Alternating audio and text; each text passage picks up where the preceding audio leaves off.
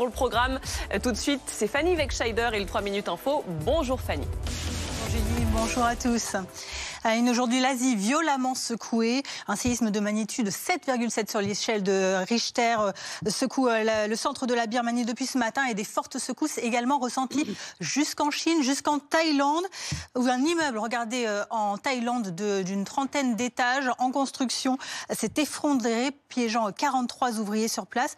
La première ministre thaïlandaise a d'ailleurs déclaré la capitale Bangkok en état d'urgence. Également dans l'actualité, la sidération au collège des Ormeaux à Fontenay-aux-Roses, dans les Hauts-de-Seine. Une professeure d'EPS qui a été violemment agressée en début de semaine par d'anciens élèves. C'est là qu'on vous retrouve Élise Phillips pour BFM TV. Que s'est-il passé exactement sur place ?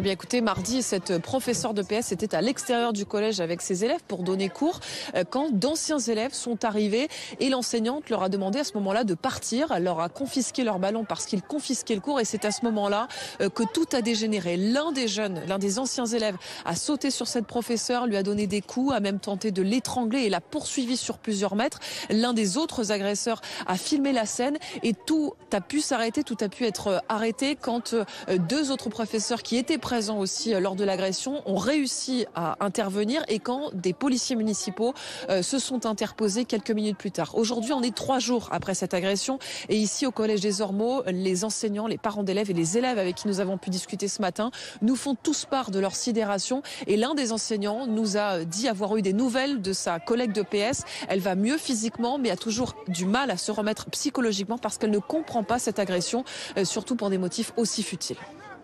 Élise Phillips en direct donc de Fontenay-aux-Roses avec Lucas David pour BFM TV.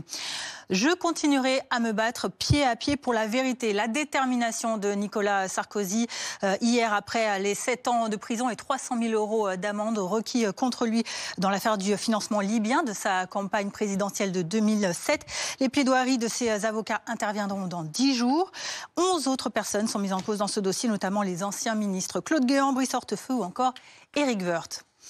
Vladimir Poutine en visite à Mourmansk à des marins aujourd'hui propose ces conditions préalables à tout accord de cessez-le-feu en Ukraine et étonnamment, il évoque, écoutez, le patronage de l'ONU.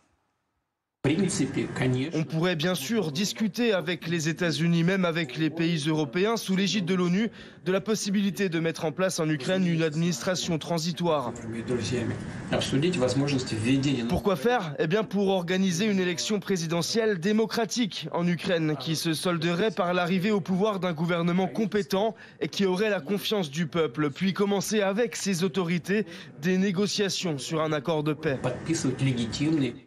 Une déclaration alors qu'hier à Paris, les alliés étrangers de Kiev, européens, discutaient des garanties de sécurité à apporter à l'Ukraine avec notamment ce projet franco-britannique de déploiement d'une force militaire de réassurance. Quant aux convoitises des États-Unis sur le Groenland, eh bien la visite du vice-président J.D. Vance et de son épouse sur place est déjà contrariée. Fini la participation à la course nationale de chiens de traîneau qui était prévue initialement. Le couple se contentera d'une visite de la base militaire de Pitifuk. Des manifestations ont eu lieu hier dans le territoire autonome danois et le gouvernement dénonce, je cite, une provocation. Au Royaume-Uni, Charles III brièvement hospitalisé hier. Le souverain contraint d'annuler toutes ses visites aujourd'hui également à cause d'effets secondaires liés à son traitement contre le cancer. Buckingham Palace déclare que le roi tient à présenter ses excuses à tous ceux qui pourraient être affectés ou déçus par cette situation. Et en cette journée mondiale contre l'endométriose, le gouvernement annonce aujourd'hui des mesures pour en accélérer le diagnostic. Parmi les mesures annoncées par Catherine Vautrin à Bordeaux aujourd'hui, un test salivaire. Il sera déployé dans une centaine de centres dès la semaine prochaine, mais aussi plus de sensibilisation au collège ou encore une formation renforcée des professionnels de santé. En France, l'endométriose touche une femme sur 10 et le diagnostic moyen est d'une durée de 7 ans. L'actualité vous interpelle, n'hésitez pas à scanner le QR code qui s'affiche sur votre écran. Nos thématiques ce matin dans Parlons Info, si vous souhaitez poser vos questions. Les rebondissements dans l'affaire de la mort du petit Émile, les professeurs agressés après les faits de Fontenay-aux-Roses ou encore les confidences exclusives de Brigitte Bardot sur BFM TV. Merci beaucoup Fanny.